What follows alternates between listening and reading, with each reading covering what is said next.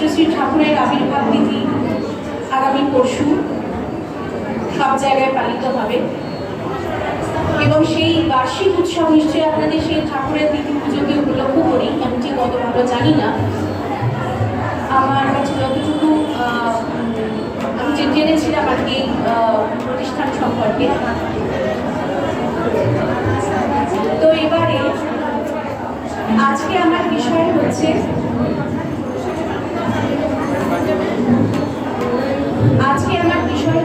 শাস্ত্র আলোকে শিব স্বরূপ শ্রী রামকৃষ্ণ। একটু মনিটরটা বাড়াতে যাবে?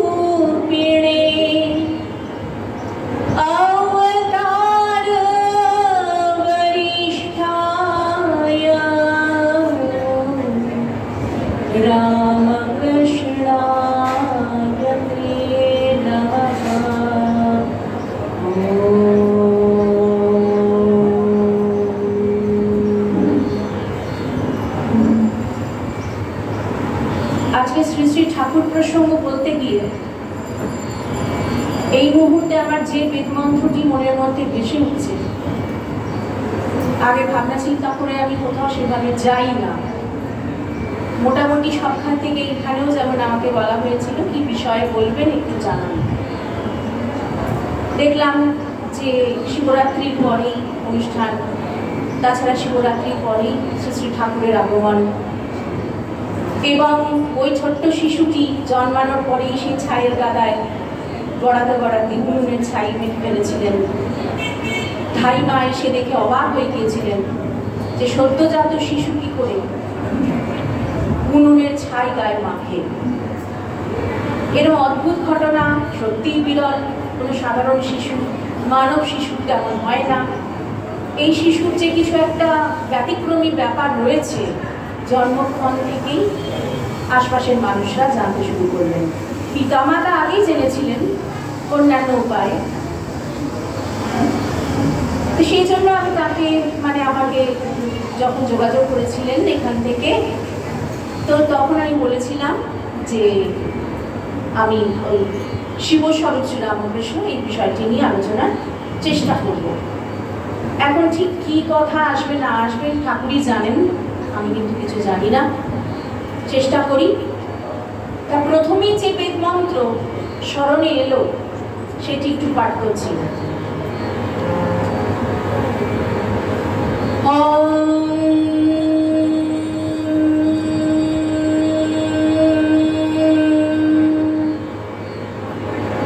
वांग में मनसि प्रतिष्ठिता मनो में वाचि प्रतिष्ठितम् आविराविर्मयेधि वेदस्य माणिस्थः श्रुतं मे मा प्रहासीरनेनाधीतेनाहोरात्रान् सन्दधामि ऋतं वदिष्यामि सत्यं वदिष्यामि तन्मामवतु तद्वक्तारमवतु अवतु मामवतु वक्तारम् अवतु वक्तारम्।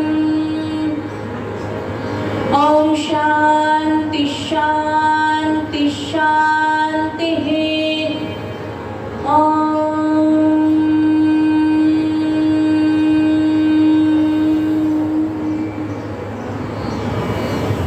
এই বেদ মন্ত্রটি স্মরণে আসার কারণ হচ্ছে ঠাকুর স্বয়ং। ঠাকুর বলছেন মনে মুখে এক হও। ঠাকুর বলছেন ভাবের ঘরে চুরি করো না। ঠাকুর বলছেন সত্যের আট শক্ত করে রাখো। ঠাকুর বলছেন কলির তপস্যা সত্য।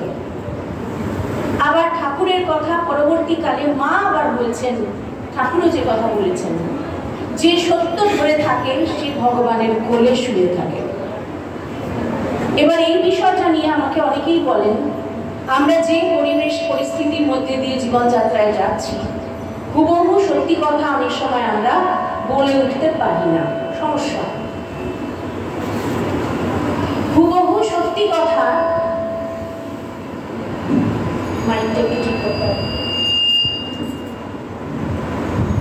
হুবহু সত্যি কথা বলতে গিয়ে অনেক সমস্যায় পড়তে হয়, বা হুবহু সত্যি কথা বলতে গিয়ে হয়তো খুব গুরুত্বপূর্ণ একটা কাজে যাওয়ার আছে, অফিস থেকে ছুটি পাওয়া যাচ্ছে না, একটা কিছু গোলমালের কথা বলে ছুটিটা কোনো মতে আদায় করা।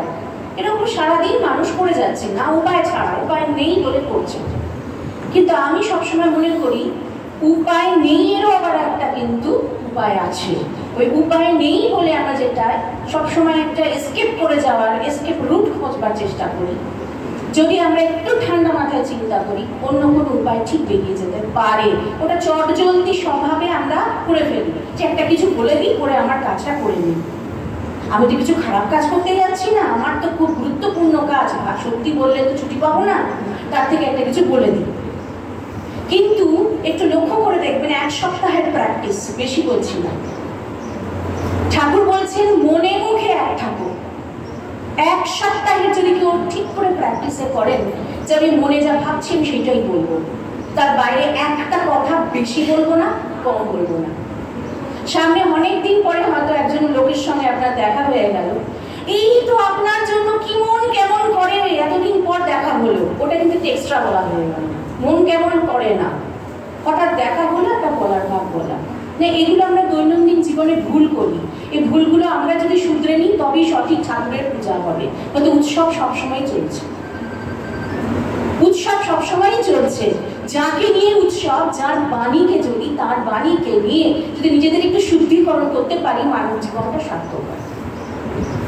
ভুলটা কিন্তু আমাদের থেকে যায়, তারপরে আমরা দোহাই দিই আমাদের কর্মফলের দোহাই। কেন আমার এরকম হচ্ছে, আমি কি এমন খারাপ কাজ করেছি? খারাপ ভালোর ব্যাপার নয়, ব্যাপারটা অথেন্টিসিটি হচ্ছে ব্যাপার। মনে মুখে এক থাকা মানে কি? আমি সেইটুকুই বলবো যেটা আমি নিজে মনে প্রাণে মানি এবং করি, আচরণ করি, আমি সেইটুকুই বলবো, তার বেশি আমি বলবো না। যেটা আমি আচরণ করি না আমি চুপ থাকবো। এই বিষয় যেমন হযরত মুহাম্মদের একটা গল্প আছে, কাহিনী আছে। তার কাছে একটি ছোট বাচ্চাকে নিয়ে তার বাবা এসেছেন। বাচ্চাটি প্রচন্ড মিষ্টি খায়, সে বাচ্চাকে মিষ্টি খাওয়ানো বন্ধ করা যাচ্ছে না, পেটে কৃমি হয়ে যাচ্ছে, দাঁত ঝরে যাচ্ছে, কিন্তু সে সমানেই খাবে, লুকিয়ে লুকিয়ে খাবে। তখন নিয়ে আসা হয়েছে তার কাছে যে যদি আপনার কথা ও বলতে পারবে না, আপনি ওকে বারণ করে দিলেই ও আর খাবে না। যখন সে কথাটি শুনলেন তখন হযরত মুহাম্মদ বলেছিলেন, ঠিক আছে,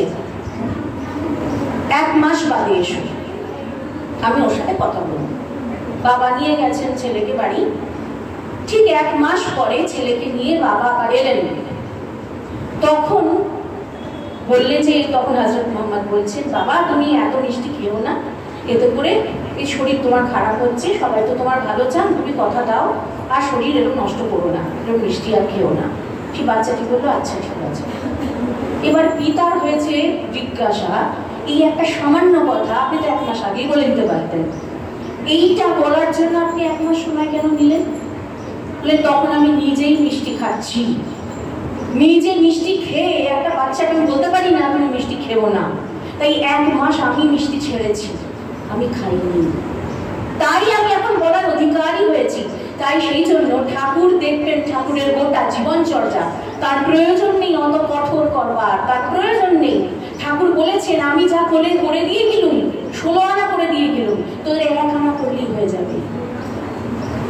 তিনি যা কঠোর করেছেন তার জীবনে, যে তিনি দৃষ্টান্ত রেখেছেন, আচার্যের দৃষ্টান্ত, যে দেখো আমি যদি কঠোর না করি তাহলে আরো ঢিলে আলগা দিলে আশপাশে আমার ছেলেগুলো কিছু শিখবে না। কারণ ইন্দ্রিয় সবসময় টানছে গড্ডলিকায় যাওয়ার জন্য। ইন্দ্রিয় থেকে কি করে আত্মায় আসবো সেটা যদি আচার্য আচরণ করে না শেখান তো কে শেখাবে? তার কোনো প্রয়োজন নেই, তিনি স্বয়ং ব্রহ্ম। ব্রহ্মের কোনো দরকার নেই এত নিয়ম কানুন, এত বিধি নিষেধ, তাও তার কাছে কোনো বিধি নিষেধ নেই। তবু সাধন ক্ষেত্রে তার যে বিধি নিষেধ নেই, সাধন ক্ষেত্রে তার যে রেস্ট্রিকশন গুলো, যে তুমি ওখানে যাবে না, ওর সাথে মিশবে না। যখন আমরা প্রথমে দেখছি তিনি কিভাবে তৈরি করছেন তার সন্ন্যাসী সন্তান যারা পরবর্তীকালে হয়েছে, তার একদম অন্তরঙ্গ সন্তানদের, ওর হাতের খাবে না, ওর বাড়ি যাবে না, ওর সাথে কথা বলবে না, এত বেঁধে দিচ্ছেন কেন? আপাত দৃষ্টিতে মনে হয় এত রেস্ট্রিকশনের কি দরকার আছে? তিনি জানেন। আবার ভবনাথের বিবাহ হয়েছে বলে খুব চিন্তিত, তাই নরেনকে বলছেন মাঝে মাঝে ওর বাসায় যাবি, ওর সাথে কথাবার্তা বলবি, যাতে ও পিছলে না যায়, পড়ে না যায়। কারণ ঠাকুরের জানতেন যে ও যদি এই ব্রহ্মচর্যে থাকে অনেক দূর এগোবে। ঠিক আছে, বিবাহ করে ফেলেছে, তাই নরেনকে বলছেন তুই মাঝে মাঝে ওর বাড়ি যাবি, ওর সাথে আলাপ আলোচনা করবি, কথাবার্তা বলবি, যাতে ওর মনটা পড়ে না যায়। যিনি আচার্য তার অন্য কোনো দিকে খেয়াল থাকে না, তিনি শুধু দেখেন তার যারা কিনা সঙ্গে রয়েছেন, তার প্রিয় জনেরা, প্রিয় সন্তানেরা, তারা যেন এই মূল্যবান সুযোগ পেয়ে, এই মনুষ্য জন্ম পেয়ে আর নষ্ট না করে। অনেকে জন্মদিন পালন ধুমধাম করে করে। হ্যাঁ, সত্যি কথা, ব্যক্তিগতভাবে আমার কোনো জন্মদিন পালন আমাদের বাড়িতে হয়নি, এবং তার জন্য আমি ধন্যবাদ জানাই ঈশ্বরকে। কেন হয়নি? আমার পিতামাতা এটাই গিয়েছিল যে সংকল্প ছিল প্রতি বছর আমাদের ঠাকুর রামকৃষ্ণদেবের জন্মতিথি পালন হয়, আর কারুর কোনো উৎসব দরকার নেই। উনি আমাদের হেড অফ দ্য ফ্যামিলি, উনি আমাদের সব, কাছে ওনারটা হলে হওয়া উৎসব মানে আমাদের সবার হয়ে যাচ্ছে। সেপারেটলি আর অন্য মেম্বারদের অমুক জন্মদিন, অমুক ম্যারেজ অ্যানিভার্সারি, এগুলো কোনো গুরুত্ব আছে বলে মনে করি না। তারা এইভাবেই ছোট থেকে এইভাবেই দেখছি। আর আজকের ডেটে মনে হয় দাঁড়িয়ে যে জন্মদিনটা মনে করলে লজ্জা আসে আমার, নিশ্চয়ই আমার যে বাসনা ছিল তাই আমি দেহটা পেয়েছি। আমার লজ্জা লাগে। জন্মদিন উৎসবের দিন আমার জন্য নয়, আমি আপনাদের বলছি না, জন্মদিন উৎসবের দিন অন্তত আমার জন্য নয়।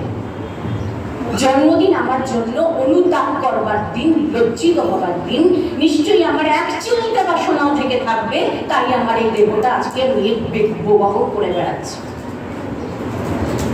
ঠাকুর বলছেন একটা রসগোল্লা খাবারও যদি বাসনা থাকে তোকে ফিরে আসতে হবে। সেই জন্য ঠাকুর বলছেন মনে মুখে এক থাকা মানে অথেন্টিক থাকা।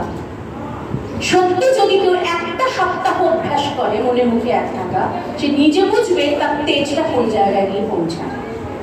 কথায় কথায় ভয় আর কথায় কথায় দুশ্চিন্তা তার জীবনে দাঁড়াবে না।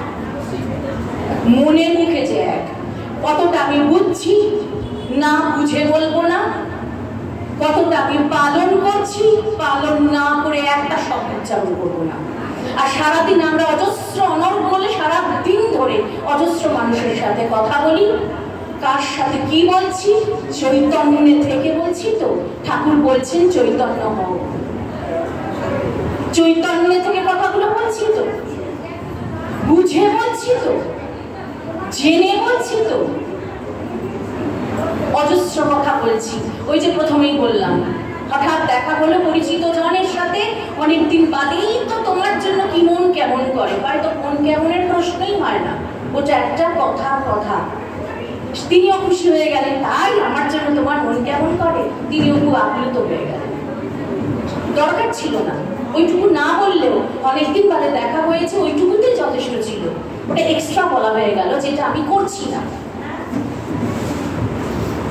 এরকম আমরা সারাক্ষণ নিজেদের ঠকাই, আত্মপ্রবঞ্চনা। আমরা কাউকে ঠকাচ্ছি না। ওই যে সেই একটি গান আছে না, কান্ত কবির, আমি মন্ত্রে আসবো, মন্ত্রের অর্থটায় আসবো অবশ্যই। ভেবে আসি একরকম, ভাবিও নি অবশ্য সেভাবে, কিন্তু তাও হয়ে যায় অন্য অন্য ভাব। দেখা যাক। তুমি আমার অন্তঃস্থলের খবর জানো, ভাবতে প্রভু আমি লাজ মরি। তুমি আমার অন্তঃস্থলের খবর জানো, ভাবতে প্রভু আমি লাজ মরি। আমি দাসের চোখে ধুলো দিতে, দাসের চোখে ধুলো দিতে, কি না ভাবি আর কি না করি। তুমি আমার অন্তঃস্থলের খবর জানো, ভাবতে প্রভু আমি লাজে মরি। সেসব কথা বলি যদি আমায় ঘৃণা করে লোকে, সেসব কথা বলি যদি আমায় ঘৃণা করে লোকে। বসতে দেয় না এক বিছানায়, বলে ত্যাগ করিলাম তোকে। বসতে দেয় না এক বিছানায়, বলে ত্যাগ করিলাম তোকে।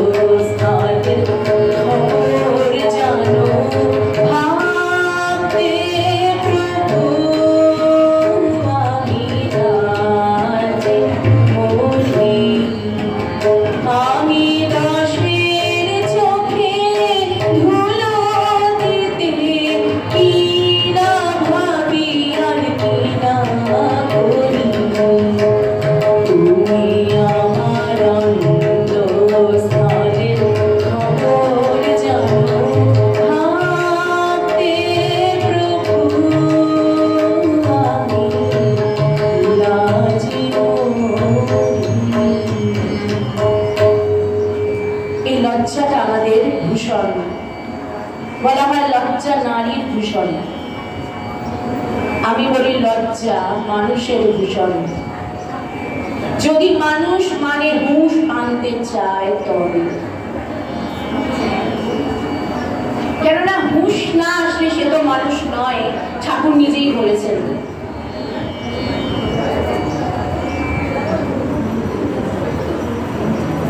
হুঁশ না থাকলে তো সে মানুষ নয়, ঠাকুর নিজেই বলেছেন। মানে হুঁশ, মান হুঁশ, তবেই মানুষ। যার জন্য আমরা যে দেখি মাকে যখন পুজো করা হয় একটি বীজ মন্ত্রে, মহামায়ার বীজ ঋণ বীজ। ঋণ, ঋতে অনেক অর্থ আসে, কিন্তু অত বীজ মন্ত্রের তো এটা কোনো আলোচনা হচ্ছে না। কিন্তু ঋ শব্দের একটি অর্থ হচ্ছে লজ্জা। কাজে মাকে লজ্জা দিয়ে প্রণাম করা হচ্ছে, আবাহন করা হচ্ছে। আমি যেন লজ্জিত থাকি, আমার অহংকারের জন্য লজ্জিত থাকি, আমার মনে মুখ এক না থাকার জন্য লজ্জিত থাকি, আমার এই লজ্জাবোধ আমাকে আরো শুদ্ধিকরণের পথে প্রেরণা দেবে। কাজে লজ্জা থাকাটা দরকার আছে। ঠাকুর বলছেন লজ্জা ঘেন্না ভয় তিন থাকতে নয়। এটা আবার অনেকে যদি সুবিধাবাদী মানসিকতা নিয়ে ব্যবহার করেন তাহলে মুশকিল আছে। ঠাকুর বলছেন সাধনাতে লজ্জা ঘেন্না ভয় তিন থাকতে নয়। আর আমি যদি সাধনাতেই একটা কারচুপি করার জন্য এই কথাটা ব্যবহার করি, যে ঠাকুর তো বলেছেন, এটা আমাদের তাহলে নিজস্ব ব্যক্তি স্বার্থ চরিতার্থের ব্যাপার এসে গেল।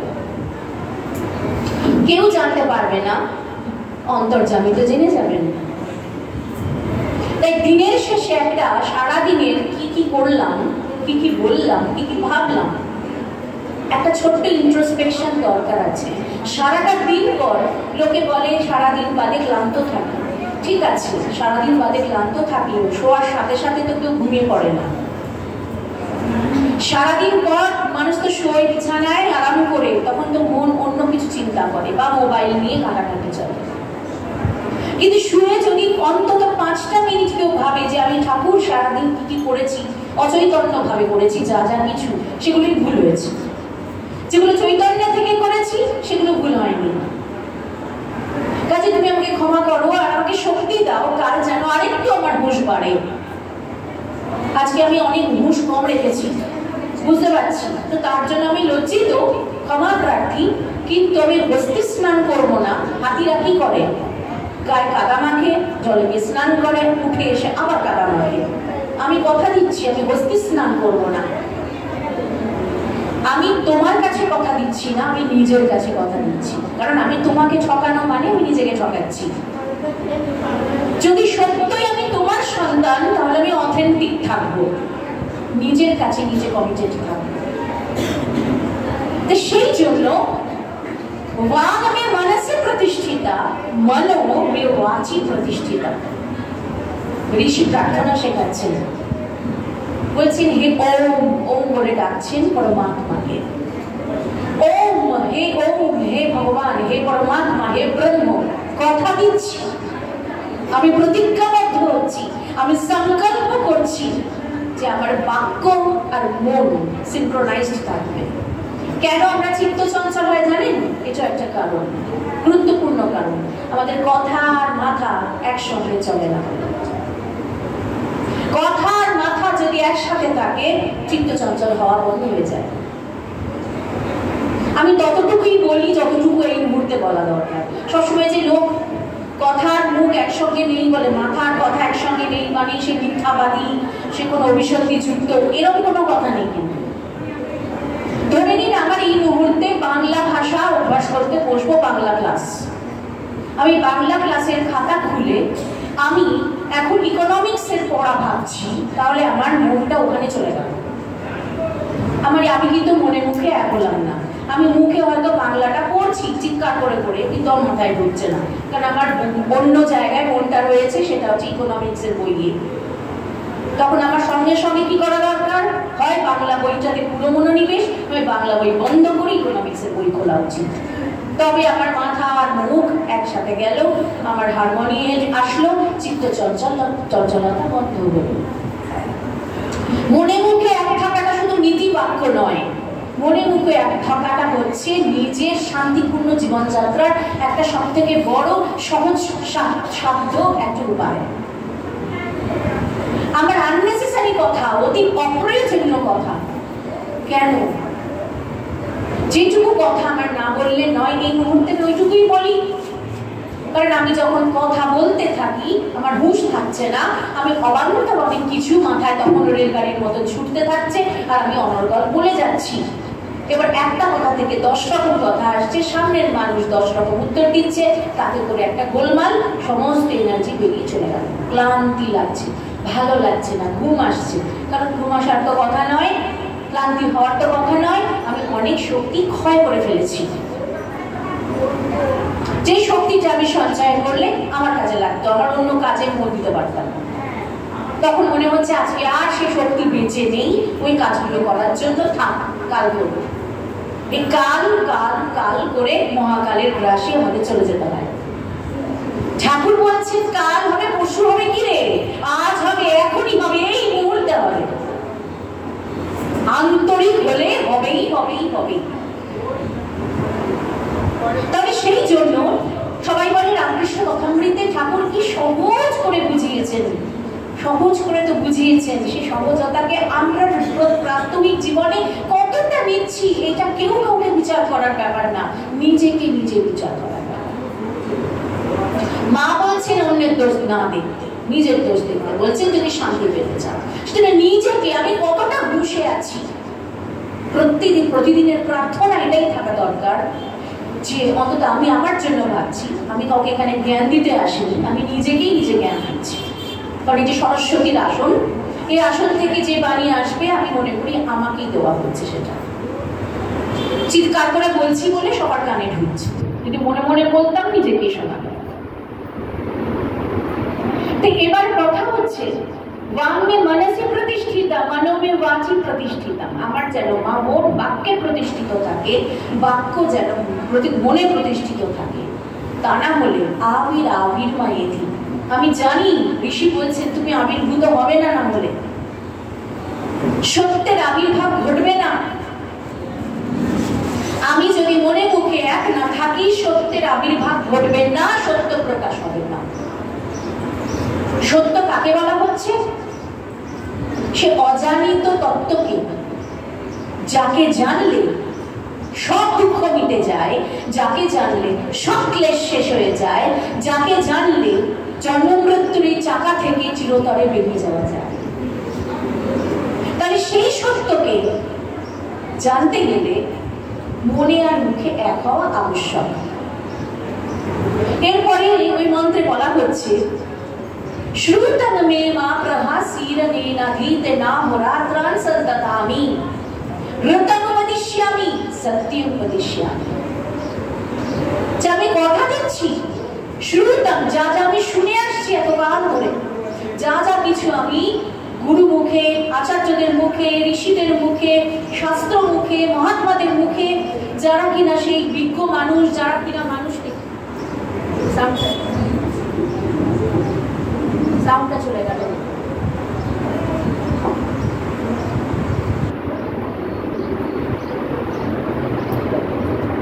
সারাক্ষণ শুনছি এই মন্ত্রের যে অর্থ করছিলাম, শ্রুতং মেম প্রভাসীরনেনাধীতে নামরাত্রান, অহরাত্র শুনছি,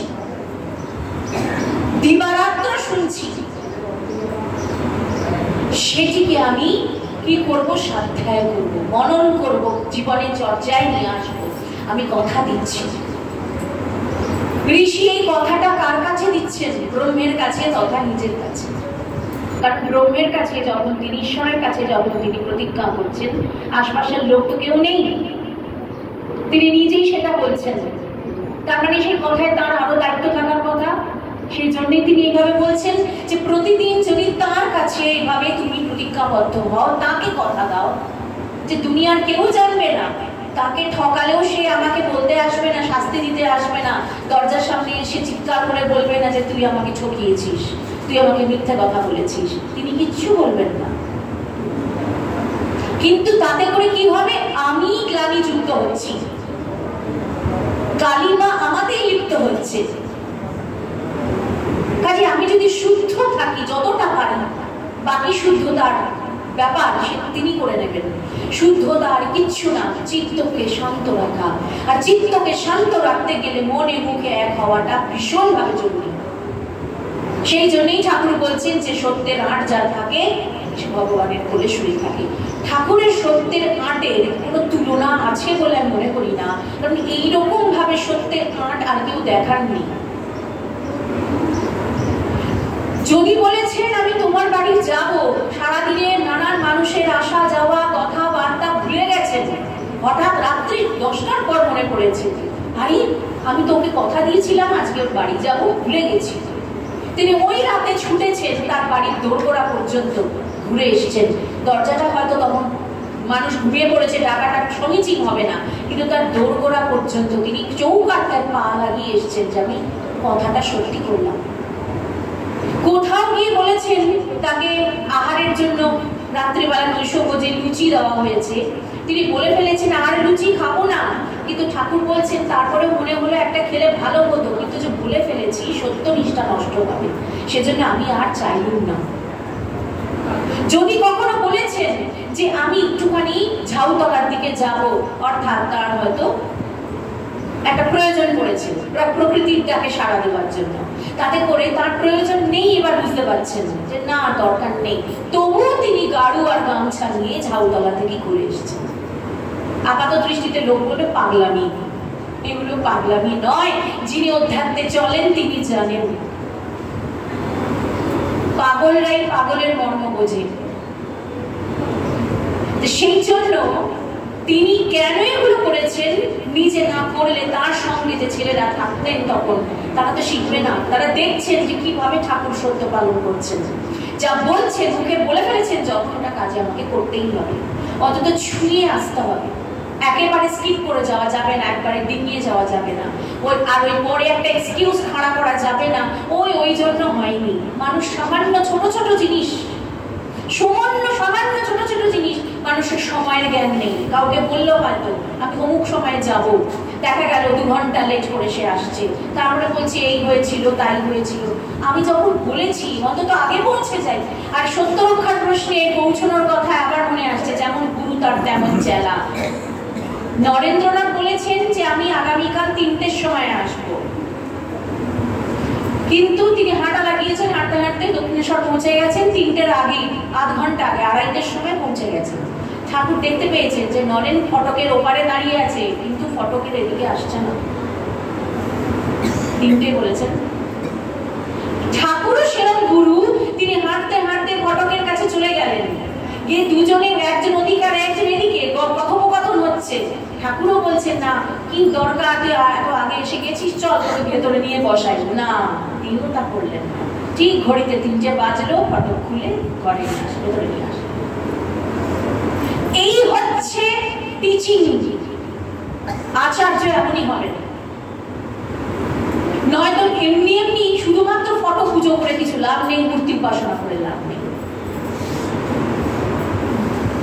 যদি এই মিনিমাম এই ছোট ছোট শিক্ষাগুলো আমাদের, এগুলো এমন কোনো কঠিন কাজ নয় যে আমাকে ঘন্টার পর ঘন্টা ধ্যানাসনে বসতে হবে, আমাকে প্রাণায়াম করতে হবে, আমাকে মন্ত্রোচ্চারণ করতে হবে, কোনোটাই নয়।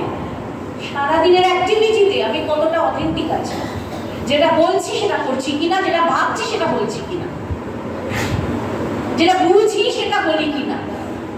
না বুঝে বলাটা ঠিক নয়। ভগিনী নিবেদিতাকেও যে কথা স্বামীজি বলেছিলেন বক্তৃতাকালে, তুমি সেই কথাটুকুই বলবে যেটা তুমি নিজে বুঝেছো।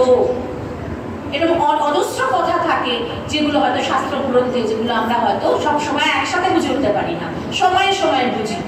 আজ বুঝিনি, 10 দিন বাদে বুঝবো, কি 10 বছর বাদে বুঝবো। তাহলে যখন আমি বুঝবো তখনই সেই প্রসঙ্গ বলবো, তার আগে নয়। যেটা নিজে উপলব্ধি হয়েছে শুধু সেইটুকুই বলার, তার বাইরে নয়। বুকিশ নলেজ, বই পড়া বিদ্যে কাজ হয় না, অন্যের কি হয় জানি না, নিজের তো হয় না। হয়তো শুনে অনেকের কাজ হয়ে যায়, সে গয়লানির গল্পও তো ঠাকুরের থেকে আমাদের জানা। কথক ঠাকুর হরিনাম করে আর ভাগবত পাঠ করে, আর তার বাড়িতে ভোরবেলা দুধ পৌঁছতে যায় গয়লা নিয়ে। আর রোজ তার দেরি হয়ে যায়, কেননা ওই নৌকো না থাকার জন্য, আর রোজই তাকে বকুনি খেতে হয়। একদিন দেরি করে পৌঁছেছে, তখন কথক ঠাকুরের ভাগবত পাঠ শুরু হয়ে গিয়েছিল। শুনতে পেল গয়লানি মেয়েটি যে হরে কৃষ্ণ মহামন্ত্র করলে, নাম হরিনাম করলে ভবসমুদ্র পার হওয়া যায়। তাই তো জানতাম না, তাহলে আমি নৌকোর অপেক্ষা করবো কেন? ভোর হলো না হলো, ও এসে আর কোনো নৌকোর অপেক্ষা না করে ও তাড়াতাড়ি এসে হরে কৃষ্ণ নাম করতে করতে দিব্যি পার হয়ে চলে এসছে। এবার কথক ঠাকুর বলছে, কই আজকে তো দিব্যি সময় এসেছিস, রোজ তো বলিস কিনা নৌকো পাস না, মিথ্যেবাদী কোথাকা। না গো ঠাকুর মশাই, আমি সত্যি বলছি, আমি এসেছি একদম নৌকো ছাড়া এসেছি। হ্যাঁ বুঝরু কি হচ্ছে, নৌকো ছাড়া তুই এত বড় নদী পার হতে পারিস? হ্যাঁ আপনিই তো গতকাল বলছিলেন যে হরিনাম করলে ভবসমুদ্র পার হওয়া যায়, আর সেই কারণে আমি আজকে হরিনাম করতে করতেই চলে এসেছি। বটে, এত মিথ্যে কথা বলতে শিখেছিস? চল দেখি, আমাকে দেখা। বলে আসুন না। দেখা গেল শেষে কি অবশেষে না, সে মেয়েটি ওই সত্যি সত্যি হরিনাম করতে করতে জলের ওপর দিয়ে হেঁটে হেঁটে চলে যাচ্ছে, আর কথক ঠাকুর যেই একটুখানি পা দিয়েছে একটু ডুবে যাচ্ছে। তার মানে তার ভেতরে বিশ্বাস বা সেই প্র্যাকটিস, অভ্যাস, শ্রদ্ধা কোনোটাই নেই, বলতে হয় না। ঠাকুর এখানেই মানা করছেন। এতে হয়তো যারা শুনছে উপকৃত হয়ে গেল, ওই মেয়েটি যেমন উপকৃত হয়ে গেল, তার উপকার হয়ে গেল, কিন্তু যে বলছে সে তো নিজের ঘরে চুরি করছে, নিজের ভাবের ঘরে পাকি হয়ে যাচ্ছে। সেই জন্য আমাদের কতখানি সূক্ষ্ম বিচারে চলতে হয়, সূক্ষ্মতায় থাকতে হয়, তবে কিনা আমার চিত্ত মন আমার অধিকারে আসবে, আমার জীবন আমার ইন্দ্রিয় সব আমার অধিকারে আসবে, আর ইন্দ্রিয়ের তাড়না আমাকে ভুগতে হবে না, মানসিক চঞ্চলতা, আমার চিত্ত বিক্ষেপ, অশান্তি, দুঃখ বোধ আমাকে তাড়া করবে না। কি করলে এইভাবে আমাদের যাত্রা যদি শুরু হয়, অন্তত তাই প্রাথমিক যাত্রা আমাদের যদি এটাই হয় যে আমরা যেটুকু ভাববো সেটুকু বলবো, যেটা বুঝবো সেটা বলবো, আর অনর্থক বেশি বলবো না, আর মন আর মুখ এক করে আমরা যেটাই বলবো যেটাই ভাববো একসাথে ভাববো। এবং তাতে করে কি হবে, এই মন্ত্রেতেই বলা হচ্ছে, সেই জন্য আমি প্রার্থনা করছি, অবতু মাম অবতু বক্তারম অবতু বক্তারম, আমি রক্ষা প্রার্থনা করছি। কার কাছে বলছেন? না ঋষি আর ওই ব্রহ্মের কাছে, আত্মার কাছে বা পরমাত্মার কাছে, ঈশ্বরের কাছে বলছেন তুমি রক্ষা করো। কাকে রক্ষা করো? আমাকে রক্ষা করো, আমার আচার্যকে রক্ষা করো, আমার আচার্যকে রক্ষা করো। আচার্যকে রক্ষা করাটা দুবার আছে। আমাদের বৈদিক মন্ত্রগুলোর কিছু রীতি আছে, যে জিনিসগুলোকে ইম্পর্টেন্স বোঝানোর থাকতো সেগুলোকে ওনারা দুবার চ্যাট করেছে। মানে আমার আচার্যের রক্ষা পাওয়াটা জরুরি। আচার্যকে রক্ষা করো, আচার্যকে রক্ষা করো, না আমাকেও রক্ষা। আমরা মনে করবো এই রক্ষা বলতে সাধারণ রক্ষা চাওয়া হয়েছে, দেহ রক্ষা, সুস্থতা, হ্যাঁ এটাও নিশ্চয়ই প্রার্থনীয়। আমার আচার্য ভালো থাকুন, আমিও ভালো থাকি, শরীর যন্ত্র ঠিক চলুক, নয়তো কিছুই হবে না। সাধন ভজন করতেও শরীর যন্ত্র লাগে, কিন্তু আসল কোন রক্ষা প্রার্থনা হচ্ছে? মন্ত্রটা শুরু হয়েছে কি বিষয়ে প্রার্থনা দিয়ে? বাক্য আর মন যেন এক থাকে, যাতে আমার আচার্যের মধ্যেও অথেন্টিসিটির অভাব কোনোদিন না হয়, আমার মধ্যেও যাতে অথেন্টিসিটির অভাব কোনোদিন না হয়। কারণ তিনি তার যদি বিকার ঘটে তাহলে আমি পিছিয়ে পড়বো, কারণ আমি তার উপর ডিপেন্ডেন্ট এই মুহূর্তে। আর আমি যদি পিছিয়ে থাকি তার অসুবিধা হবে, তিনি আমাকে দিতে চান কিন্তু আমি নিতে পারছি না। তিনি দেওয়ার জন্য বসে আছেন, আমি রিসিভ করতে পারছি না, আমার পাত্র নেই। কাজে আমরা দুজন বন্ধু, আমাদের উপনিষদ কালে আমরা দেখি, যেমন আরেকটি মন্ত্র আছে না, সাহানা ভবতু সাহানা ভুনাক্তু, ওখানে দেখা যাচ্ছে যে এত সুন্দর ঋষি প্রার্থনা যে আমরা দুজন বন্ধুর মতো এগোচ্ছি, দুজনকেই আমাদের পেতে হবে সে তেজস্বী ব্রহ্মফল। ব্রহ্মবিদ্যার জন্য আমরা উভয়ই করছি, তাই আমরা পরস্পরকে যেন দেশ না করি, অর্থাৎ পরস্পরের থেকে যেন মুখ ফিরিয়ে না নিই। দেশ আর কি করা যাবে, হয়তো এই ওর থেকে মুখ ফিরিয়ে দিল, কিন্তু মুখটা কখন কেউ ফেরায়? যখন সিনক্রোনিসিটির অভাব হয়। যে গুরু ভাবছেন আমি দিতে চাই, এ দিতে পারে না, আর শিষ্য ভাবছে আমি নিতে চাই, এ দিতে পারে না, তখনই দেশ এসে যায়। কাজে সে দেশের পরিস্থিতি একটু আস্তে কথা বলবেন, হ্যাঁ আমার একটু একান্ত অনুরোধ, একটু আস্তে কথা বলবেন।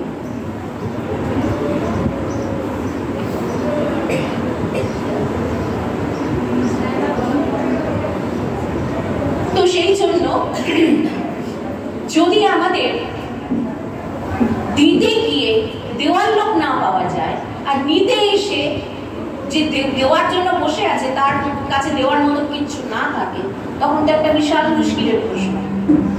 তাই যাতে সেই দেশ বা মুখ ফিরিয়ে নেওয়ার প্রসঙ্গই তৈরি না হয়, আমাদের এই সম্পর্কটাকে রক্ষা করা, এই গুরু শিষ্য সম্বন্ধটাকে রক্ষা করা, কারণ এটি আমাদের সেতু। এই সেতুর মাধ্যমে পৌঁছাবো কোথায়? আত্মায়, তোমাতে, ব্রহ্মে, নিজের স্বরূপে। তাই শ্রী শ্রী ঠাকুরকে আমাদের বুঝতে হবে আচার্য রূপে, এবং তাঁরই প্রতিটা শিক্ষার মধ্যে দিয়ে আমরা নিজেরা কতটা নিচ্ছি সেই বিষয়টিকে আমাদের নজর রাখাটা ভীষণ জরুরি। তাকে বলা হচ্ছে তিনি শিবস্বর। শিবকে যিনি মঙ্গল, যিনি কল্যাণ, শিবের যে স্বরূপটিকে আমরা ধ্যান করি তিনি সর্বত্যাগ। ঠাকুরের মধ্যেও সেই সর্বত্যাগের পরাকাষ্ঠা রূপে ঠাকুরকে আমরা দেখতে পাচ্ছি। মানে ত্যাগের যে কোন চূড়ান্ত শিখরে যাওয়া যায় সংসারের থেকে, মানুষের মাঝখানে থেকে, সেটা ঠাকুর এক অদ্ভুত দৃষ্টান্ত। অথচ ঠাকুরের বাস্তব বুদ্ধি, এদিকে তিনি টাকা ছুঁতে পারেন না, তার শরীরে অস্বস্তি হয়, হাত মেকে যায়, এদিকে তিনি বিষয় আশয়ের খোঁজ রাখেন না। অথচ তিনি বলছেন গঙ্গার ধারে থাকিস বলে কি ঘটি ঘটি গঙ্গার জল নষ্ট করবি? যেখানে দুটো দেশলাই কাঠি কেন খরচা হলো? যদি একটা প্রদীপ জ্বালতে একটা কাঠিতে কাজ হয়, দুটো কাঠি কেন খরচা হবে? তাহলে যিনি সর্বত্যাগী তিনি প্রকৃতির মর্ম বোঝেন। শিবের সাথে শক্তি থাকে। মা অন্নপূর্ণা যার ঐশ্বর্যের শেষ নেই, তিনি কার সঙ্গে থাকছেন? সর্বত্যাগীর কাছে থাকছেন। তার মানে কি প্রকৃতি তার কাছে সুরক্ষিত বোধ করে যে আমার অপচয় করবে না, আমার অসম্মান করবে না। গঙ্গার জল মানে প্রকৃতি। দেশলাই কাঠি শুধু দেশলাই কাঠি নয়, এটা পয়সা দিয়ে কিনতে হয়, অর্থ উপার্জনের জন্য পরিশ্রম লাগে, আর অর্থও যে পাওয়া যাচ্ছে প্রকৃতির আশীর্বাদই পাওয়া যাচ্ছে। সুতরাং তুমি কোনো জিনিসকে অপচয় করো না, এটাই হচ্ছে শিবত্ব। শিব মানে এই নয় যে আমি কারোর খোঁজ রাখি না, আমি কোনো দিকে তাকাই না, আমি হিমালয়ের একদম উপরে বসে আছি আর সেখানে বসে চোখ বন্ধ করে আছি, তোরা যা পারিস কর, সব মায়া, সব মিথ্যা বলে আমি উড়িয়ে দিলাম। হ্যাঁ, মায়া মিথ্যা, অবশ্যই মিথ্যা মানে কি? আছে কিন্তু থাকবে না। মিথ্যা কথা যার মানে হলো এটা, আছে কিন্তু থাকবে না, কিন্তু আছে তো, তাতে যতক্ষণ আছে তাকে সম্মান দাও, কারণ যত্র জীব তত্র শিব, সর্বত্র শিব। শিবেরই বিকার হচ্ছে এই জগৎ, ব্রহ্মেরই বিকার এই জগৎ, ব্রহ্মেরই বিকার আমার এই দেহ মন। সোনার তালকে ভেঙেই গয়না বানানো হয়। সোনার তালে আকৃতি নেই, কিন্তু গয়নাতে আকৃতি আছে। তাহলে আমরা সবাই শিবের বিকার। ঠাকুর বলছেন যত্র জীব তত্র শিব, সেটি তিনি উপনিষদের কথাই তিনি এত সরল করে বলছেন, এবং শুধু বলছেন না, প্র্যাকটিক্যাল করছেন। এবং শিবের আরেকটি স্বভাব কি না, শিব হচ্ছেন কে না, যিনি সাম্যের ভূমি।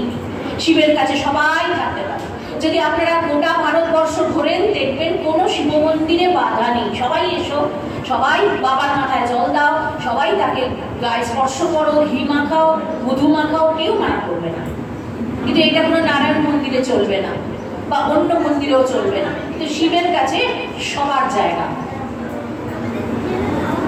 আবার কি না, শিব কিরকম না, শিবের স্বভাব হচ্ছে তার কাছে ভূত প্রেত সবাই থাকে, তার কাছে দেব দেবতারাও আশ্রয় নিতে চায়, আবার ভূত প্রেতদেরও কেউ সে আশ্রয়, তিনি আশ্রয় দেন, তাদেরকেও দাঁড়িয়ে দেন না। ভূত প্রেত যে অবস্থাতেই আছিস আমার সঙ্গে জুড়ে থাক, তোরাই কালে কালে দেবতা হবি। সবার জন্য অবারিত দরজা শিবের, আমাদের ঠাকুরেরও তাই। তিনি ছোটবেলায় একটি ব্রাহ্মণ সন্তান, ব্রাহ্মণ ঘরের সন্তান, তিনি ভিক্ষা মা করলেন কাকে? কামারিনীকে, ধনী কামারিনীকে। তার বন্ধু বান্ধবদের মধ্যে যারা ছিলেন সবাই তথাকথিত নিচু স্তরের লোক সমাজে, কারণ গ্রামগঞ্জে গ্রাম দেশে সে সময় অতিরিক্ত জাতের ব্যাপার ছিল। মাকেও কত কথা শুনতে হয়েছে যে 36 জাতের এত হচ্ছে, মাকে এক ঘরে করা হবে, এরকম অবস্থা। দেখা যাচ্ছে চিনু শাঁখারি ঠাকুরের অন্যতম বন্ধু, শাঁখা বিক্রি করে। ঠাকুর রসিক ম্যাথরের বাড়ি যাচ্ছেন, রসিক ম্যাথর অসুস্থ, রসিক ম্যাথরের মানে ময়লা পরিষ্কার করছেন, লুকিয়ে যাচ্ছেন। লোকে যদি জানে কি বলবে, লুকিয়ে লুকিয়ে যাচ্ছেন রাতের অন্ধকারে। এইটি করবার জন্য তাকে কোনো সমাজ সংস্কার করবার জন্য এজেন্ডা নিতে হয়নি, যে আমার এজেন্ডা এগুলো আছে, আমি জাতিভেদ তুলবো, আমি অমুক করব, এই করব, তাকে কোনো লিস্ট বানিয়ে এজেন্ডা করতে হয়নি, কারণ তিনি তথাকথিত ঝান্ডাধারী সমাজ সংস্কারক নন। তিনি একজন প্রেমিক পুরুষ, শিবের স্বভাবই হচ্ছে প্রেম। সে প্রেমিক পুরুষের প্রেমেতে আপনা আপনি সমাজ সংস্কার হয়ে গেছে। শরণম রাম কৃষ্ণ শরণম, রাম কৃষ্ণ শরণম, রাম কৃষ্ণ শরণম, রাম কৃষ্ণ শরণম, রাম কৃষ্ণ শরণম শরণ্যে। গুরু কৃপা হি কেবলম, কৃপা হি কেবলম, কৃপা হি কেবলম শরণ্যে। গুরু কৃপা হি কেবলম, কৃপা হি কেবলম, কৃপা হি কেবলম শরণ্যে।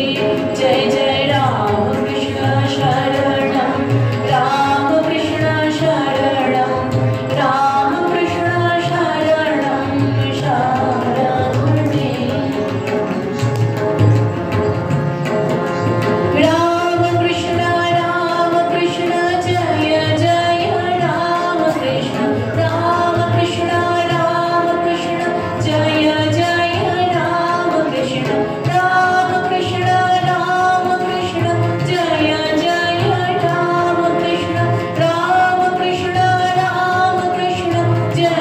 কৃষ্ণ জয় জয় রাম কৃষ্ণ, রাম কৃষ্ণ জয় জয় রাম কৃষ্ণ, রাম কৃষ্ণ জয় জয় রাম কৃষ্ণ। কৃষ্ণ শরণম, রাম কৃষ্ণ শরণম, রাম কৃষ্ণ শরণম শরণ্যে। জয় জয় রাম কৃষ্ণ শরণম, রাম কৃষ্ণ শরণম, রাম কৃষ্ণ শরণম শরণ্যে।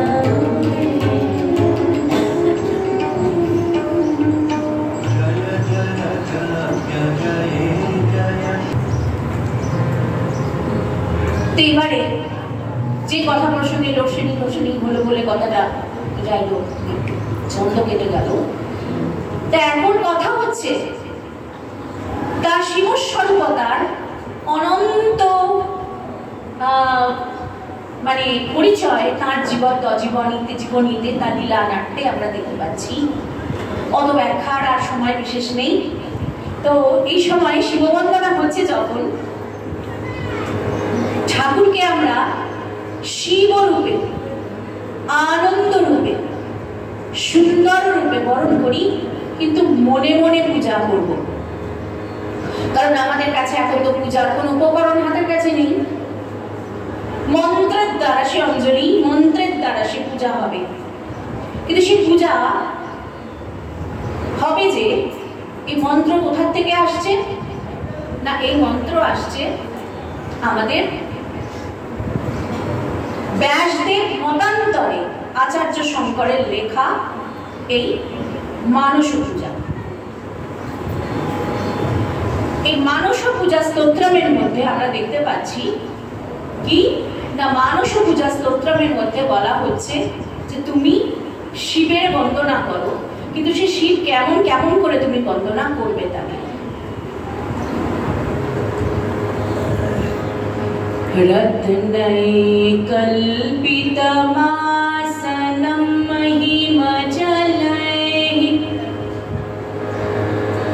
স্নানং চ দিব্যাম্বরম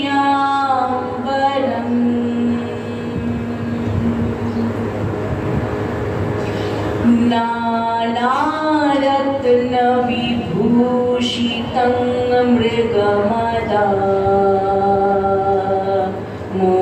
মোদাঙ্কিतं চন্দনম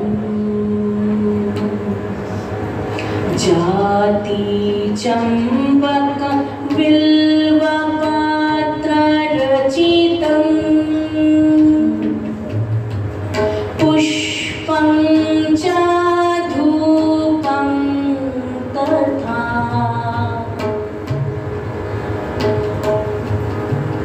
দীপং দেবদয়ানিধে পশুপতে হৃৎকল্পিतं গচ্ছতাम् सौवर्णेन नवरत्नखण्ड रचिते पात्रे घृतं पायसम् भक्ष्यं पञ्चविधं पयोदधियुतम्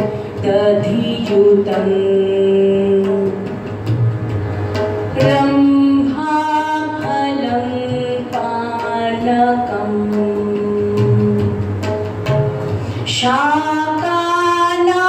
शाकानामयुतं जलं रुचिकरम्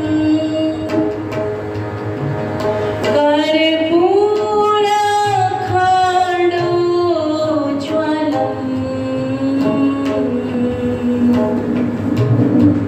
तम्बूलं मनसा मया विरचितं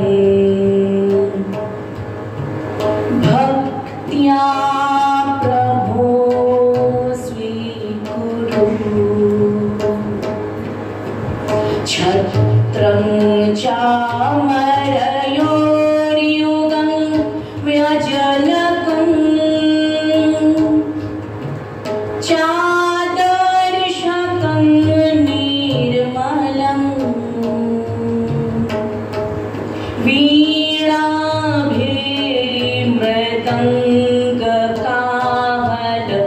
वीणाभिर्मृदङ्गकाहलकलवीजं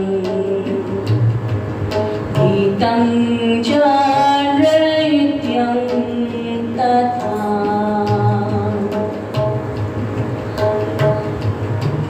साष्टाङ्गं प्रणतिः स्तुतिर्बहुविधा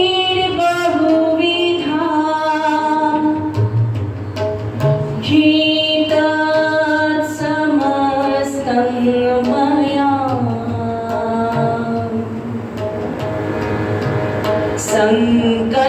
सङ्कल्पेन समर्पितं तव विभो पूजां गृहाण प्रभो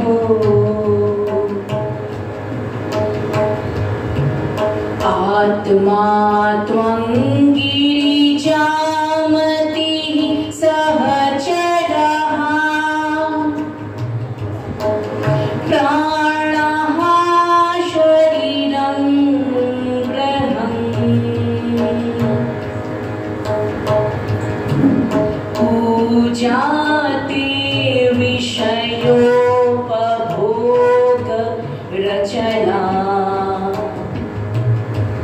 निद्रा समाधि स्थितिः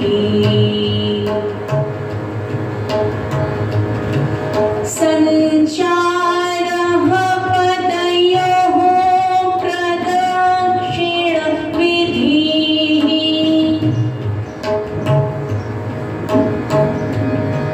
स्तोत्राणि सर्वा गिरो यत् यत् कर्म करोमि तत्तदखिलं शम्भो तवाराधनम्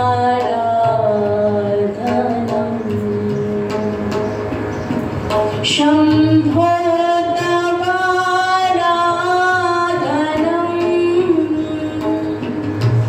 शम्भो तवाराधनम्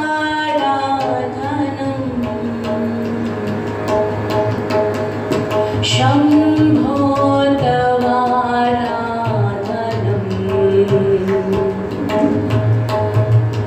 शम्भो तवाराधनम्।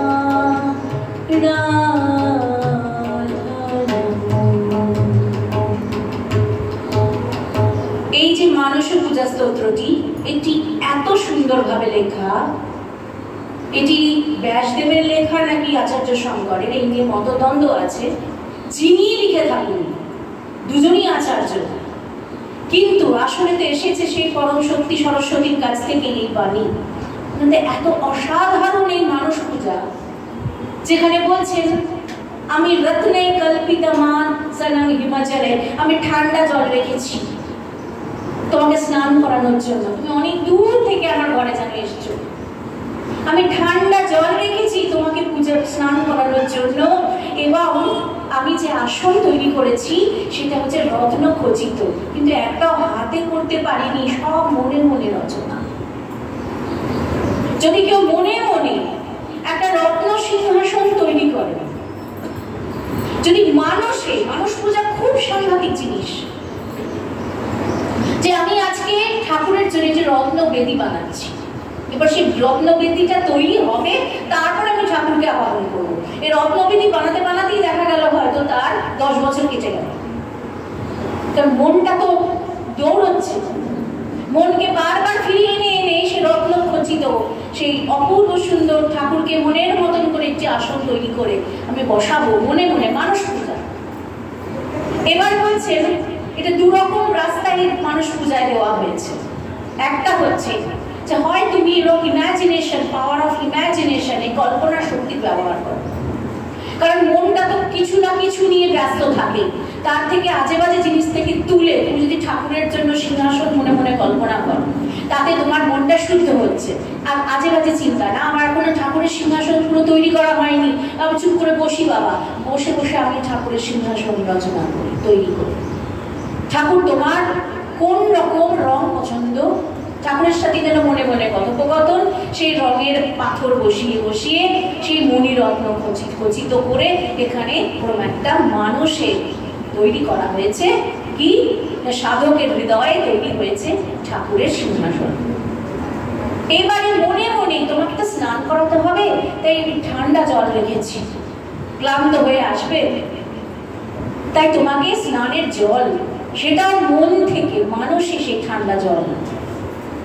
এরপর স্নানের ব্যবস্থা, এবার স্নানের পর তোমাকে তো বস্ত্র নতুন কাপড় পরতে হবে, কাপড়ের রংটা কেমন হবে সেটাও মনে মনে চিন্তা, তাতে কেমন ডিজাইন হবে, কি কি পাথর বসবে, সেখানে কিরকম জরির কাজ হবে, তার কালারটা কেমন হবে, সবটা মনে চিন্তা করা। এগুলো সাধন পদ্ধতি, এগুলো সাধন পদ্ধতি দেওয়া হয়েছে আমাদের, যে তাকে আমি সাজাচ্ছি। আমারও মনেরও মাধুরী মিশায় তোমারে করেছি রচনা, তুমি আমারই তুমি আমার, কবিগুরু যে কথা বলছেন। তাহলে আমার মনের মাধুরী দিয়ে আমি তোমাকে সাজাচ্ছি, আমি দিব্যাঙ্গরম, আমি দিব্য বস্ত্র এনেছি, আর নানা অলঙ্কার ভূষিতম, আমি সমস্ত অলঙ্কার দিয়ে তোমাকে যে সাজাবো, খুঁটি নাটি প্রত্যেকটা গয়না আমি তোমার জন্য বানিয়ে রেখেছি, সেটাও মন দিয়ে, দোকান থেকে কিনে আনিনি, আমি সেই গয়নাগুলো তৈরি করেছি। এবং তোমার গায়ে সুগন্ধ দিতে হবে। তার জন্য কস্তুরী, মৃগনাভি, আমি কস্তুরী এনেছি, আমি কোনো বাজার থেকে কিনিনি। মনে মনে কস্তুরী কল্পনা করছি, অপূর্ব গন্ধে ভরে গেছে চারদিকটা, আমি গন্ধ যেন অনুভব করছি। আমি সেই কস্তুরী আর চন্দন দিয়ে তোমাকে আমি অঙ্গলেপন করছি। তোমাকে আমি একটা সুন্দর মালা গেঁথে দিয়েছি, সেই মালায় কি কি ফুল আছে? জাতি ফুল আছে, চম্পক ফুল আছে এবং তার সঙ্গে বিল্লপত্র রয়েছে, যে ফুলগুলি মহাদেবের প্রিয় সেগুলি বলা হয়। এবার সেই দিয়ে আমি সেই ফুল গাছ থেকে ফুল আনিনি, মনে মনে সেই ফুল এনেছি। সেই ফুল দিয়ে আমি তোমার জন্য মালা গাঁথলাম, আমি পুষ্প দিলাম, ধূপ দিলাম, আমি সব দীপ জ্বাললাম, সবটা আমার মনে, একটা বাইর উপকরণ নেই। তাই বলছি, হে পশুপতি, হে দয়ানিধি, তুমি আমার পূজা গ্রহণ করো। আমার আবদার, আমার মানস পূজা যেমনই হোক, হয়তো অনেক অজস্র খুঁত আছে, তাও তুমি গ্রহণ করো ঠাকুর। এরপরে বলছেন, আমি সোনায় সৌবর্ণে নবরত্ন খণ্ড রচিতে পাত্রে, আমি একটা এমন থালা তৈরি করেছি, সেটাও মনে মনে, এটা সোনার থালা, আর সেখানে নবরত্ন খচিত, 9 রকম বিশেষ বিশেষ রত্ন সেখানে দেওয়া আছে। এবং সেই পাত্রে আমি ঘি আর পায়েস, আমি সেখানে, এখানে পায়েসম বলতে আমরা পায়েস বুঝবো না, দুধ বুঝবো। কারণ পায়েস শব্দতে সংস্কৃততে দুধ বোঝানো হয়। তাহলে ঘৃত এবং দুধ, যেগুলো তোমার পছন্দের জিনিস, সেগুলো সাজিয়েছি। তারপরে তার সঙ্গে আমি কি কি দিয়েছি? 5 রকমের ফল, বিশেষ করে রম্ভা ফল, পঞ্চব্যঞ্জন, তার সঙ্গে রম্ভা ফল। রম্ভা ফল মানে কলা। আমি তোমাকে ভোগে কলা অর্পণ করেছি, দুধ অর্পণ করেছি, ঘৃত অর্পণ করেছি এবং 5 রকমের ব্যঞ্জন অর্পণ করেছি, কিন্তু সবটাই আমার মনে মনে। আর তার সঙ্গে পানকম মানে শরবত, তার সঙ্গে আমি শরবত অর্পণ করেছি। এরপর আমি অনেক রকম কি করেছি না, ওই শাক, বিভিন্ন রকম শাক সবজি ইত্যাদি দিয়ে সেই সবজিগুলো বানানো হয়েছে। আর তার সঙ্গে আমি জলও দিয়েছি এবং সে জলের মধ্যে কি করেছি, একটুখানি কর্পূর দিয়ে দিয়েছি সুগন্ধির জন্য এবং ঠান্ডা হবে জন্য। আর তার সাথে সাথে আমি কি করেছি না, আমি তাম্বুল পান সেজে দিয়েছি। কিন্তু ঠাকুর সব মনে মনে করছি। আমার মনের ঠাকুর তো মনের পূজাই নেন, ভাবগ্রাহী, তিনি তো ভাবেতেই বাধা পড়েন। বাইরের জিনিসে তার কি কোনো রুচি আছে? আমরা তো জানি যে শ্রীমদ্ ভগবদ গীতাতে ভগবান বলছেন, শ্রীকৃষ্ণ, পত্রং পুষ্পং ফলং তোয়ং ইয়ো মে ভক্তিয়া প্রয়চ্ছতি তদহং ভক্তিপ্রতমস্নামি প্রয়তাত্মনঃ। যা কিছু আমার ভক্তেরা পাতা, ফুল, জল, ফল যেটাই দিক, ওটা আমি নিই না, আসলে আমি ভক্তিটা তুলে নিই। কারণ সবগুলো নিয়ে নিলে আর আমরা খাবো কি? আমরা তো ভোগ নিবেদন করে নিজেরাই খাই। তিনি ওর থেকে শুধু ভক্তিটা তুলে নেন, ভালোবাসাটা নিয়ে নেন, কারণ তিনি ভাবের ভুখা, তিনি ভাবটুকু নেন। আর আমাদের ঠাকুর তো ভাবের ভুখা, শিব স্বরূপ যে, তিনি ভাবটুকু নেন। আর শেষে বলছেন, এইসব তো গেল, তোমাকে খাওয়ালাম দাওয়ালাম, তুমি তোমাকে এবার তোমাকে তো আনন্দ দিতে হবে, তোমাকে তোমার চিত্ত বিনোদন করতে হবে। তোমাকে আনন্দ দিতে গেলে আমাকে কি করতে হবে? আমাকে গান গাইতে হবে, আমাকে নাচ করতে হবে, সব আমি করবো। এমনকি আমি ভেড়ি বাজাবো, আমি বাদ্যযন্ত্র বাজাবো, আমি তোমার গরম লাগছে হয়তো, কিংবা গরম না লাগলেও তোমাকে আরাম করে দেওয়ার জন্য, যাতে তোমার একটু বিশ্রাম হয়, চামর ব্যজন করবো, পাখার বাতাস করবো, আমি সব করবো, সব করছি। একটার পর একটা, স্টেপ বাই স্টেপ মানুষ পূজন। যদি একজন মানুষ ভোরবেলা থেকে এটা শুরু করেন, আমার তো মনে হয় সারাদিন কেটে যাবে। তারা কি সাধনা, বাইরে কি লাগবে? বিশেষ করে যারা ভক্তি মার্গের মানুষ, যারা ভক্তিটা খুব ভালোবাসে, যাদের ভেতরে মানে ওই নিবেদন ভাবটা বেশি, নারী ভাব বেশি, তাদের জন্য যে ভীষণ ভালো, ভীষণ এই বিরাট বড় এই 3টে শ্লোক, 4টে মাত্র শ্লোক আছে মানুষ। প্রথমেই 3টে শ্লোকের জন্য বললাম, এবং শেষে আমি সাষ্টাঙ্গ প্রণাম করছি তোমাকে, কিন্তু সেই প্রণামটাও মনে মনেই করছি। আমি স্তুতি গান গাইছি, সেটাও মনে মনেই গাইছি, চিৎকার করে না, বাইরের একটা লোক জানতে পারবে না তোমার আমার কি চলছে।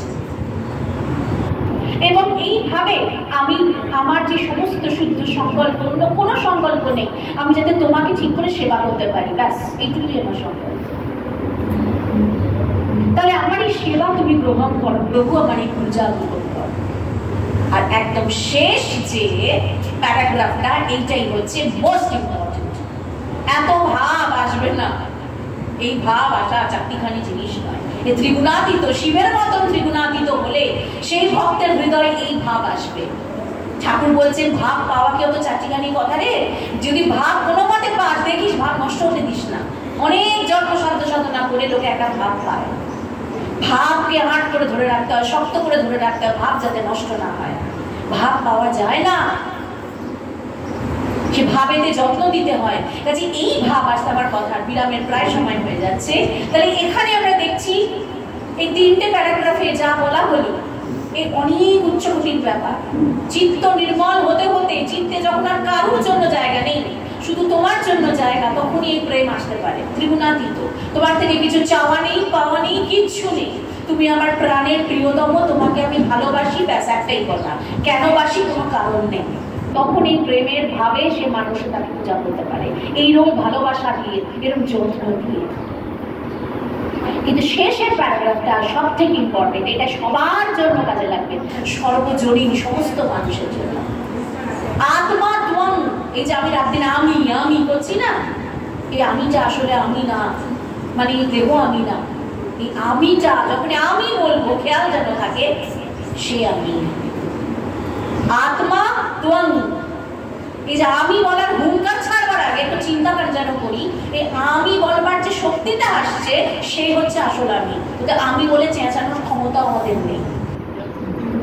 এই মুহূর্তে যদি দম বেরিয়ে যায়, আর আমি বলে চিৎকার করতে পারবো না। এই মুহূর্তে যদি কেউ এসে বলে বা কি সুন্দর কাজ হয়েছে, কে করেছে? আমি। মা এই কাজটা একদম ভালো হয়নি, আমি করিনি। ভালোটা আমি, মন্দটা আমি করিনি। ও তো ঠাকুরের গল্প, সে ইন্দ্র গরু মেরেছে, সেই গল্পটাও তো আমরা জানি। ঠাকুরের কাছে সব আছে, তিনি সবটাই শিখিয়ে দিয়েছেন, বুঝিয়ে দিয়েছেন এই গল্প দিয়ে দিয়ে, একটা ছোট ছোট গল্পের আকারে। তো এবারে কথা হচ্ছে, যখন আমি বলছি, আমার যেন স্মরণ থাকে আমিটা বলার যে শক্তিটা, সেই শক্তিটাই সে আসল। আত্মা ত্বং, তুমি আমি।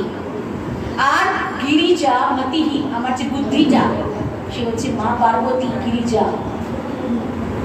যাতে আমি মনে না করি আমার বুদ্ধিতে, আমি সবকিছু আমার বুদ্ধিতে করছি। যদি বুদ্ধিতে মা জাগ্রতা থাকেন, তাহলে সে চৈতন্যে থেকে কাজ করবে, তার আগে করবে না, নাহলে সে অচৈতন্য। তাই গিরিজা মতি। আর কি বলেন? সহচরাহা প্রাণাহা, আমার যে পঞ্চপ্রাণ, ওর ব্যাখ্যায় যাচ্ছি না। প্রাণ অপান ব্যান গান সমান। আমাদের শ্বাসবায়ু নিচ্ছি, কিন্তু শ্বাসবায়ুটা আসল প্রাণ নয়। আমাদের ভেতরে পঞ্চপ্রাণের খেলা চলছে। এই যে আমরা পঞ্চপ্রদীপ দিয়ে আরতি করি না, ওই পঞ্চপ্রাণের আরতি আমাদের ভেতরে এই আগুনটা জ্বলে। সেই ব্যাখ্যা করার সভা নয়, পরিবেশ নয়, যেগুলো আর সময়ও নেই, সেগুলো ব্যাখ্যা করছি না। তাহলে আমার বন্ধু কারা? বাইরের বন্ধুর আমার দরকারই নেই, কারণ আমার ভেতরে বন্ধুরা রয়েছে। আমার সহচর হচ্ছে আমার পঞ্চপ্রাণ, সহচরাহা প্রাণাহা।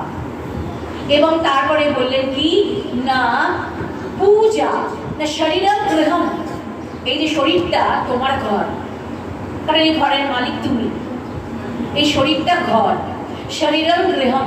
আর তারপরে বলছেন পূজাতে বিষয়োপভোগ রচনা। আমার পূজা কি জানো? আমি যা খাই সেটাই তোমার ভোগ। আমি যখন জল পান করছি, ওটাই তোমার জল আহার, তোমার জল পান। আমি একটা লজেন্সও যদি খাচ্ছি, জানছি তুমি খাচ্ছ, এটাই হচ্ছে আমার ভোগ নিবেদন।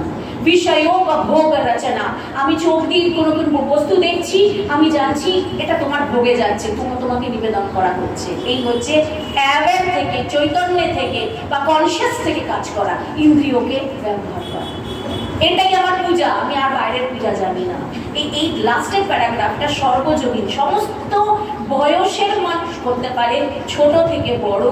এখানে ভাব ভক্তিগুলো লাগে না, শুধু এইটুকু জানা যে আমি যেটাই করছি, আমার ভেতরে যে অন্তর্যামী বসে আছেন তাকে নিবেদন করছি। চোখের দেখা, কানের শোনা, মুখের কথা বলা, নাসিকার ঘ্রাণ নেওয়া, হাত দিয়ে স্পর্শানুভূতি নেওয়া, যাই আমি করছি সব আমি সেখানে ভোগ দিচ্ছি। বিষয়োপভোগ রচনা। আর নিদ্রা, সমাধি, স্থিতি, যখন আমি ঘুমাচ্ছি তখনও জানছি আমার দেহ ঘুমায়, আমি ঘুমাই না। আমার দেহটা ঘুমাচ্ছে, এই দেহের যত আমার বন্ধুরা রয়েছে, সহচরেরা রয়েছে, পঞ্চপ্রাণ, ওদের এখন বিশ্রামের সময়। আমি ঘুমাচ্ছি না, আমি আমার প্রভুর পায়ের কাছে বসে আছি। তিনিও জেগে থাকেন, আমিও জেগে থাকি। তিনি ঘুমালে তো আর জগৎ চলবে না। আর তিনিও যেমন জেগে থাকেন সদা জাগ্রত, আমিও সদা জাগ্রত, আমিও ঘুমাই না। অর্জুনের নাম গুড়াকেশ, যে কিনা নিদ্রা জয়ী। আমরা যাতে চৈতন্যের নিদ্রা জয়ী হতে পারি, ঠাকুর বলছেন চৈতন্য হও। চৈতন্যে যাতে আমাদের মোহনিদ্রা জয় আমরা করতে পারি, সেই প্রার্থনাই ঠাকুরের চরণে জানি। আজকে বিশ্রাম দেব, আর বিশ্রামকালে একটি ভজন প্রস্তুত করতে চাই, যেটি আমার খুব প্রিয় ভজন, খুব ভালো লাগে ভজনটি, শিব ভজন।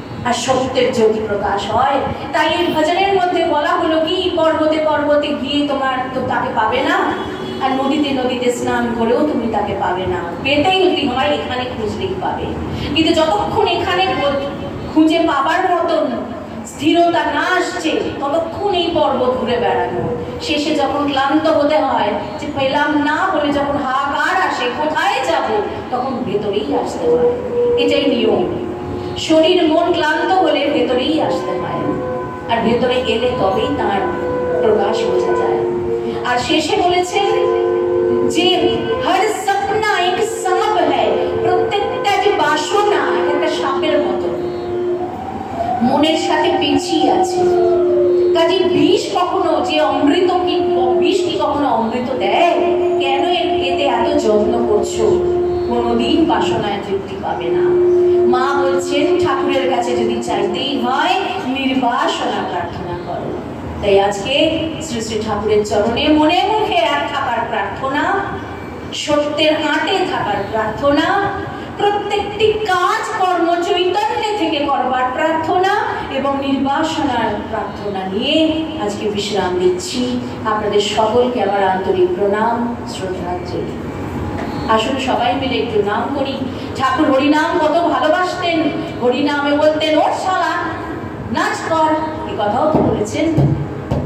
তাহলে সেই আনন্দের সাথে আমরা হরিনাম করে ঠাকুরকে আনন্দ বিধান করে আজ এখানে বিশ্রাম দিচ্ছি।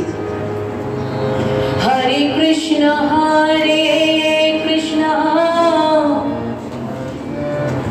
কৃষ্ণ কৃষ্ণ হরে হরে, হরে রাম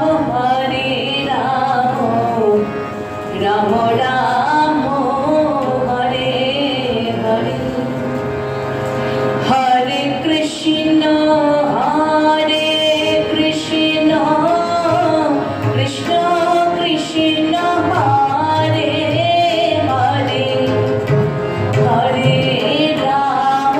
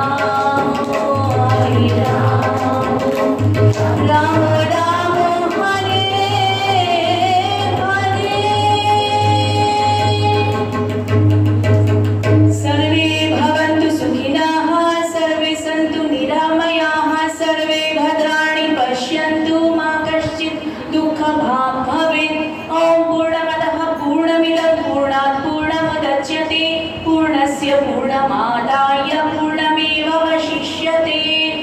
हरिः ॐ तत्सत्। ॐ शान्ति शान्ति।